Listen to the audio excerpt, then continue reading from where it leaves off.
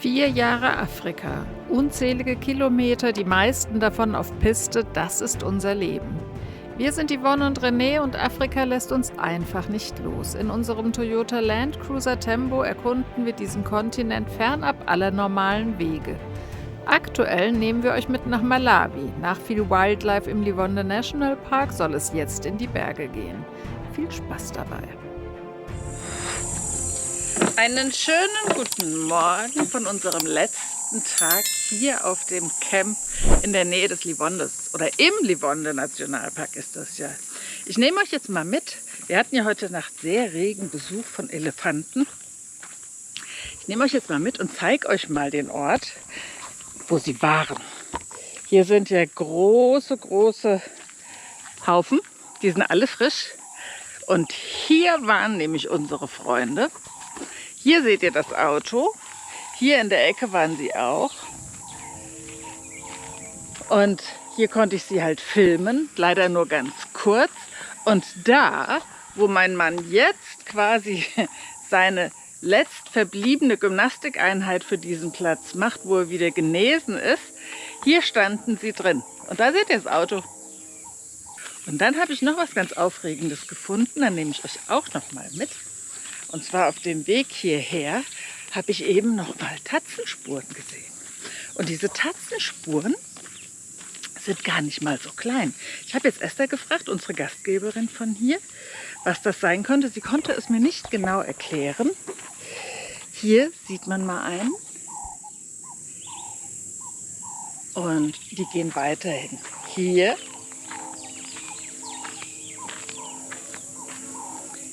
Ich glaube ja, dass das Löwe ist,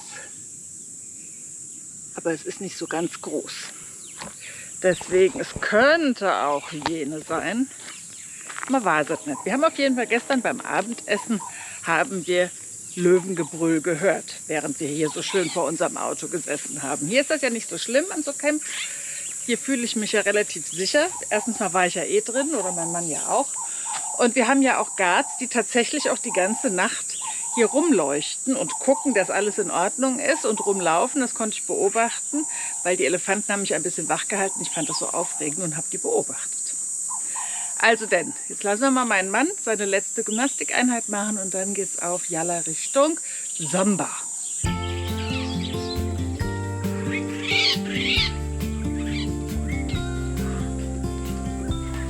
Gemeinsam mit euch schauen wir uns noch kurz im Camp um und dann geht es auch schon weiter in Richtung Süden. Das Zomba-Plateau wartet auf bis zu 2000 Höhenmetern mit kühlerem Klima und spannenden Wanderwegen auf uns.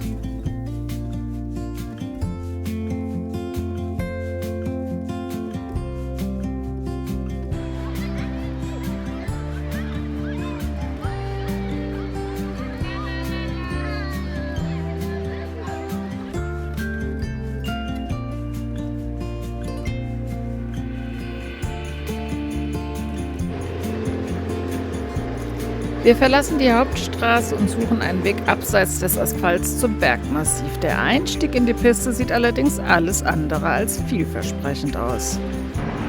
Darf ich vorstellen, unser nächstes Reiseziel, das Zomba-Plateau. Wir fahren jetzt in die Berge. Malawi ist nämlich unglaublich abwechslungsreich. Es ist so klein, da kann man innerhalb von einer Tagestour immer vom See in die Safari und jetzt mal ab in die Berge. Mal ein bisschen die Kühle genießen wahrscheinlich und dann können wir uns auch mal ein bisschen die Füße vertreten. Hier wird die Straße präpariert. Die machen hier Speedbumps für die Schule. Sehr gut, genau. Die machen Schularbeiten hier jetzt quasi. Willst du nicht drüber fahren? Ich fahre doch nicht zum Mopedfahrer hier vorbei ist. Der wartet auch nur. Ja.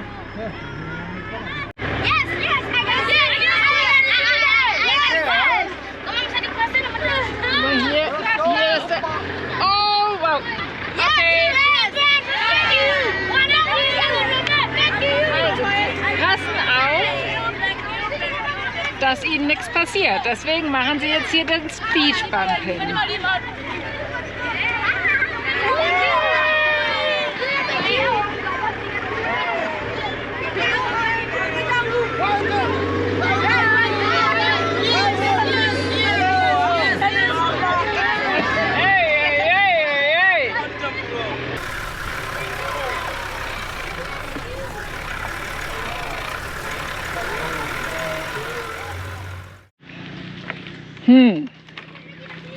Ob uns das trägt?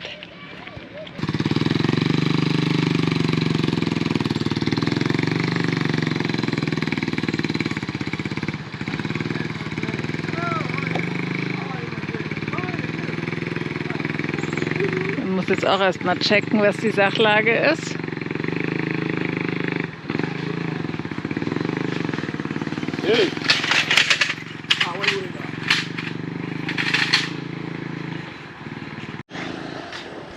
Es macht lieber noch mal die Allrad-Freilaufnahmen rein, falls denn irgendwas Schlimmes kommen würde.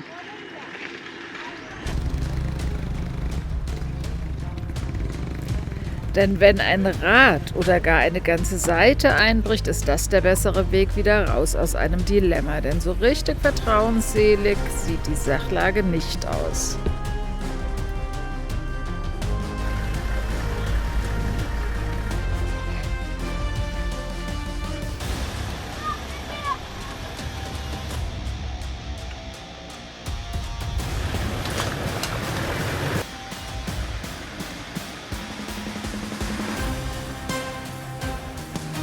Erst als wir die kritische Stelle überwunden haben, wird mir bewusst, wie viele Zuschauer wir wieder um uns gesammelt haben, die sich dann bereitwillig ablichten lassen. So, jetzt gucken wir mal, was hier ist hier. Geht jetzt mit dazu. Hey! Jetzt hat er sich nochmal verabschiedet nach der Fotosession und jetzt geht es dann weiter da hoch aufs Plateau. Genug Kinderbespaßung gemacht? Ja. Das hast du gut gemacht. Macht immer wieder Spaß. Na, ich sehe schon, das Abenteuer geht weiter. Oh, oh. Es sieht aus wie eine gesperrte Brücke. Ach, es geht rechts rum. Halleluja! Tatsächlich habe ich das eben überhaupt nicht. Nee, es geht nicht rechts rum, es geht erstmal rechts rum. Scheiße, was ist denn das hier? Oh, oh, oh, oh, oh. Ich glaube, wir fahren zurück. Hi, how are you? Fine and you? Good. Come see the road. Yes, I see. Yeah.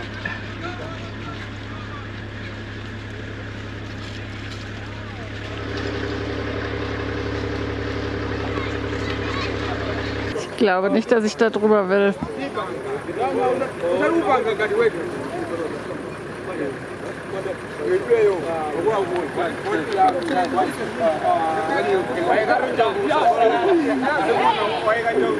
So, ich glaube tatsächlich, dass jetzt die Entscheidung gefallen ist.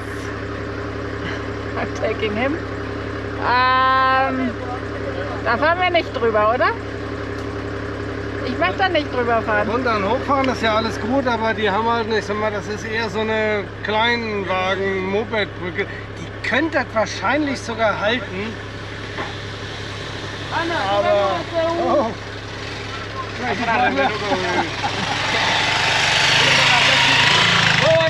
Aber nee. Nee, das macht keinen Sinn. Okay, auf. Also ich gucke mir nochmal die andere Brücke jetzt hier an.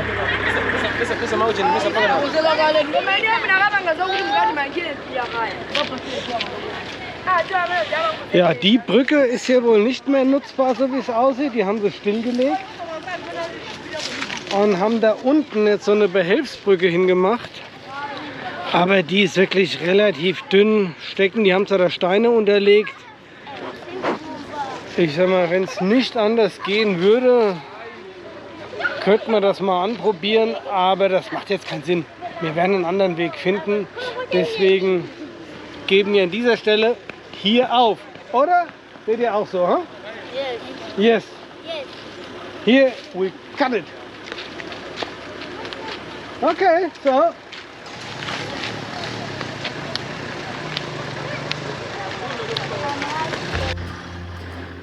Das Risiko, Tempo zu beschädigen, ist es uns nicht wert. Schließlich ist er nicht nur ein Auto, sondern unser Zuhause. Also geht's retour. Wir drehen um. Entspannung kommt trotzdem nicht auf. Der Weg zurück ist anstrengend genug und auf dem Asphalt warten einige Potholes auf uns. Da fühlt sich das an wie Offroad.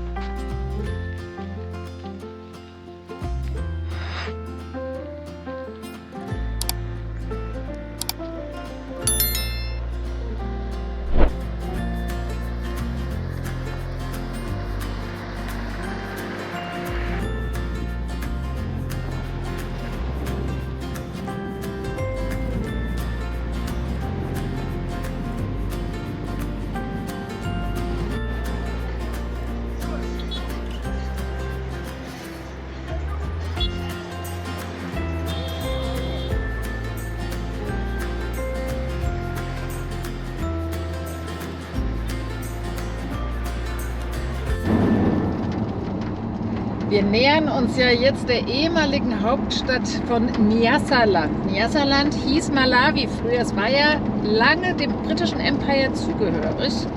Und bis 1975 war das Hauptstadt hier.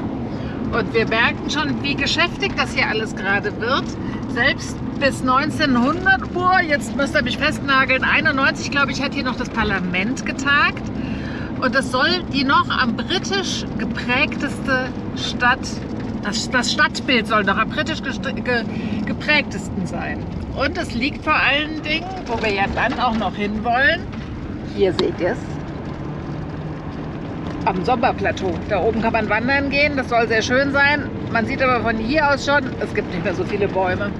Aber da werden wir auch hinfahren. Jetzt erstmal hier in die Stadt mal gucken, was wir alles so antreffen, ob wir auch mal wieder andere Reisende treffen und wie es uns einfach gefällt. Hier kann man, glaube ich, auch ein bisschen spazieren gehen und sich mal die alten Bauten angucken. Auf jeden Fall lebt es da draußen schon viel mehr als vorher die ganze Zeit.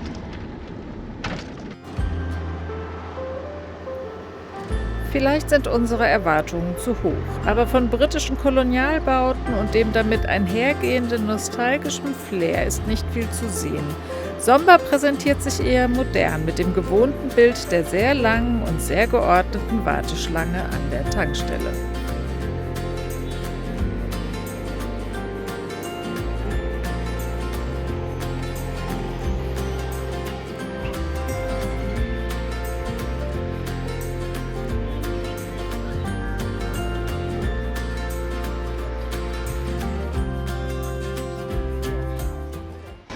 Ihr ahnt, was es hier gibt.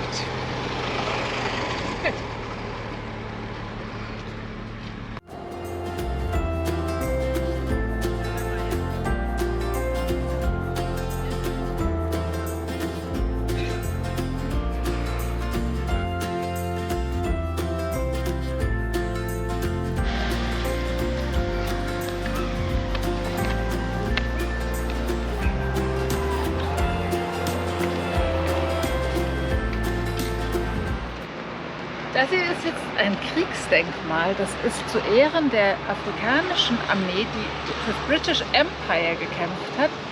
Allerdings steht da oben jetzt die Daten vom Ersten Weltkrieg, aber es ist zum Zweiten Weltkrieg erstellt worden. Das ist hier so ein bisschen verwirrend, was die hier machen. Deswegen gucken wir jetzt erstmal, was da auf der Inschrift steht. Da unten steht Zweiter Weltkrieg. Da steht gar nichts drauf. Nur der große Krieg. Roll of Honor.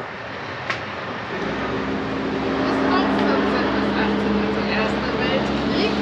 Ja. Auch Erster Weltkrieg. Gehen wir hier mal weiter. Erster.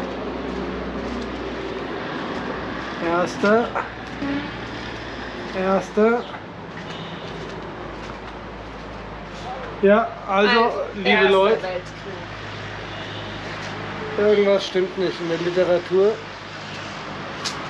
Vielleicht kann uns da auch noch mal jemand helfen. Wir wenden diesem Denkmal, dessen Bedeutung uns vielleicht noch jemand erklären kann, den Rücken zu und fahren auf der Suche nach einer Unterkunft durch die Stadt, die immerhin die viertgrößte des Landes ist.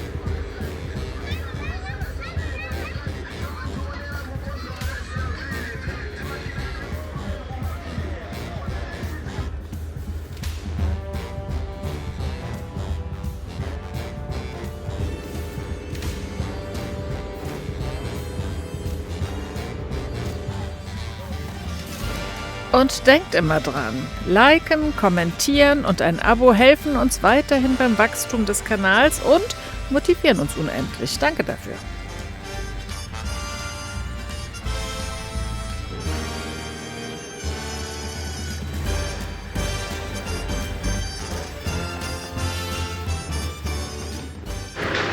Es ist jetzt hier ein wunderschöner Garten, aber er ist super schepp, da wo wir stehen können. Jetzt versucht René mal da drauf zu fahren mit einmal und stopp. So stehst du quasi. Oh, ich glaube, das sieht gut aus sogar. Und da stehen wir nämlich jetzt doch sehr gerade und haben Zugriff auf diesen schönen Garten. dachte, das ist tippitoppi. Ihr werdet es kaum glauben, aber er führt mich schon wieder zum Essen aus. Der dreht doch vollkommen durch. Ich bin voll der Gangster. Ich bin beeindruckt. Wir sitzen jetzt hier, da hinten im Garten campen wir. Das ist ein Kulturgarten und hier ist das Restaurant.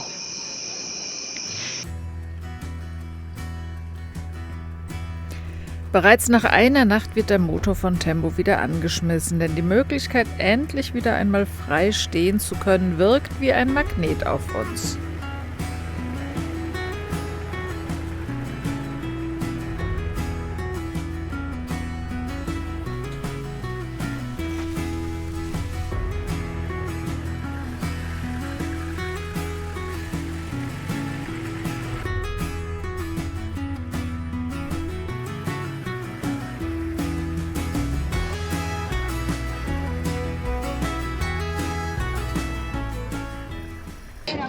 Wir waren jetzt nochmal schnell einkaufen und jetzt geht's hoch aufs Somba-Plateau. Wir waren tatsächlich relativ erfolgreich. Hier haben wir auch endlich mal ein paar frische Sachen wieder bekommen. Die haben mir ja ein bisschen gefehlt. Und die Auswahl wird größer. Ich habe meine ersten Avocados endlich wieder gekriegt. Die sind auch schon sehr reif. Und René hat 2 Mangos bekommen. Ja. Das ist, genau, das probieren wir jetzt nämlich mal, weil eigentlich sind wir ja zu Beginn der Mangozeit. Und ich muss ja noch Mangomarmelade machen. Da werde ich mich mit Mangos voll fressen, bis ich sie nicht mehr sehen kann. Aber hier, das ist der Local Market. Auf den wollte ich, bei dem war ich. Hier sieht man noch hier Papaya, Mangos, Melonen, Äpfel, wo auch immer die Äpfel hier immer herkommen.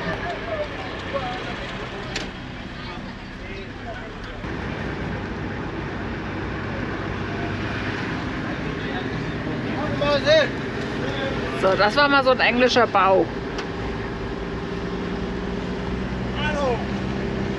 Jetzt geht's die Berge hinauf. Das hier auch. So ein bisschen englisch quasi.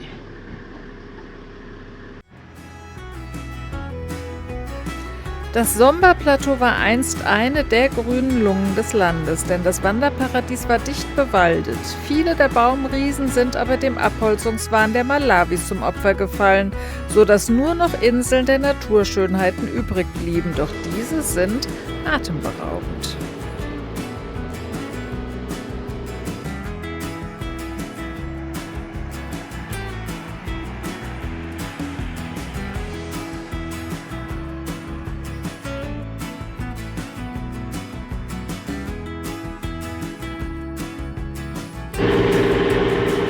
Ein relativ großer Staudamm hier, mitten in den Bergen. Es ist eh schon kühl. Wir haben ja heute Nacht schon ohne Lüfter geschlafen. Das ist ja absolut außergewöhnlich.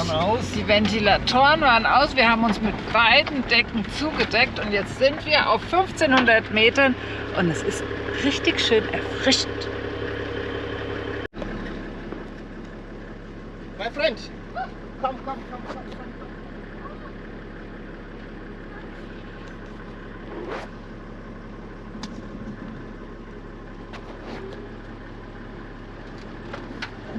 Zauberei.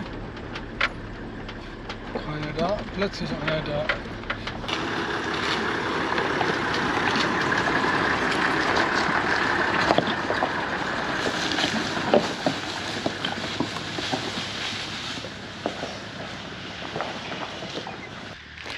Hier oben werden ganz viele Früchte Mulberries und irgendwelche orangenen Himbeeren. Die haben wir jetzt auch gekauft. Das müssen wir jetzt noch rausfinden, was das ist.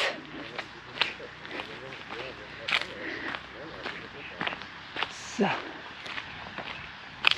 Hier ist ein Picknickspot.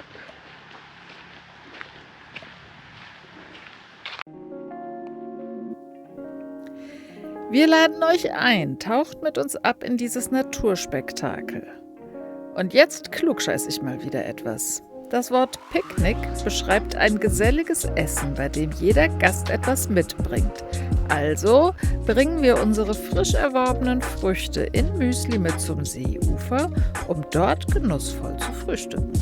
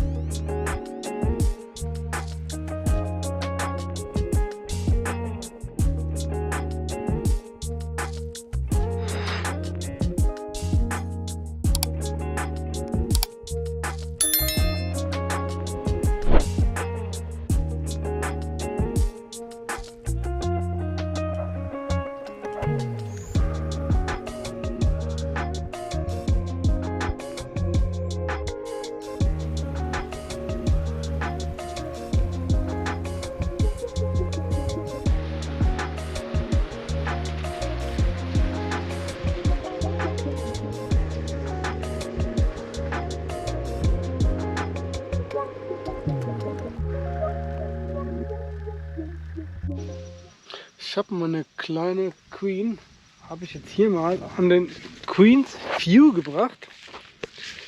Und das hier gar nicht so schlecht. Hier haben wir eine ganz schicke Aussicht und ich glaube, hier werden wir auch die Nacht verbringen. Ich gehe mal mit euch da runter.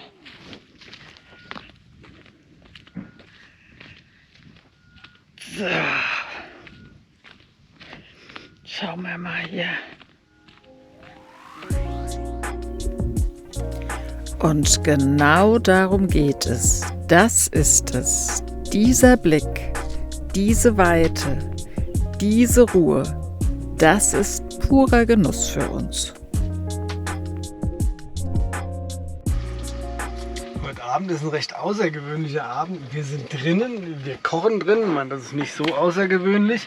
Aber draußen ist so schattig, dass wir gar nicht draußen sitzen wollen. Und jetzt genießen wir mal hier drinnen zu essen heute. Vor allen Dingen, dass wir hier drin gekocht haben, das ist wie eine Heizung. Die hätten wir nämlich sonst anmachen müssen. Wir haben einen Temperatursturz von ungefähr 15 Grad. Ja, wir haben draußen tatsächlich nur 15 Grad. Die ganze Zeit immer so 30 Grad, jetzt 15 Grad. Plus. Und ich zeige schon, was wir heute noch hier aufgetrieben haben. Erdbeeren und wir wissen nicht, was es ist. Es sind orangefarbene Himbeeren.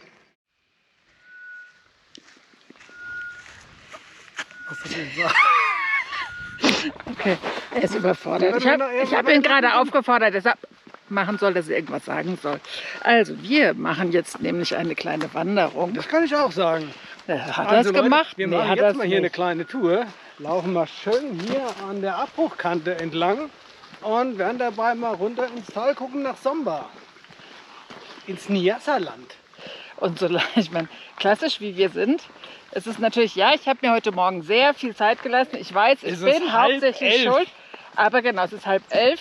Wir gehen los. Ich habe jetzt immerhin mal 2 Bananen eingepackt, dass wir nicht hier vollkommen unterzuckern, wenn wir unterwegs sind. Ich habe 3 Stunden versucht, sie aus dem Bett zu kriegen. Das stimmt nicht. Eine Dreiviertelstunde. Da sind ja auch eine 3 dabei. Genau. Weißt du, so ist es, so übertreibt der. Jetzt laufen wir auf jeden Fall von King's View oder nein, Queen's View zum nächsten. Gut.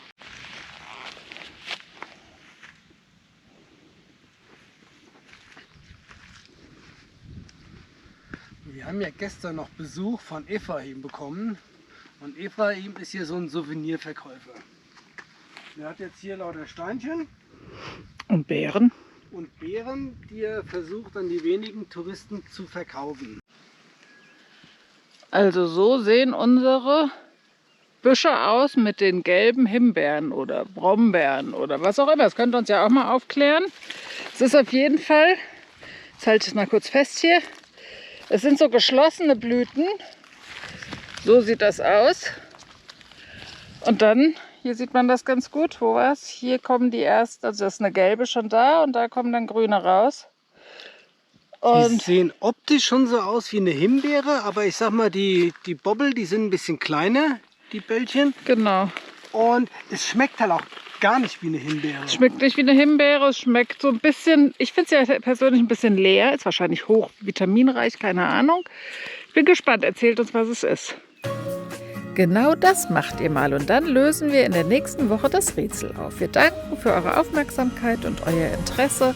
Wer unsere Reise und die Arbeit an den Filmen unterstützen möchte, findet den Link zu PayPal unter der Videobeschreibung und mir bleibt nichts anderes zu sagen als vielen Dank für alles, tschüss und bye bye, bis nächste Woche.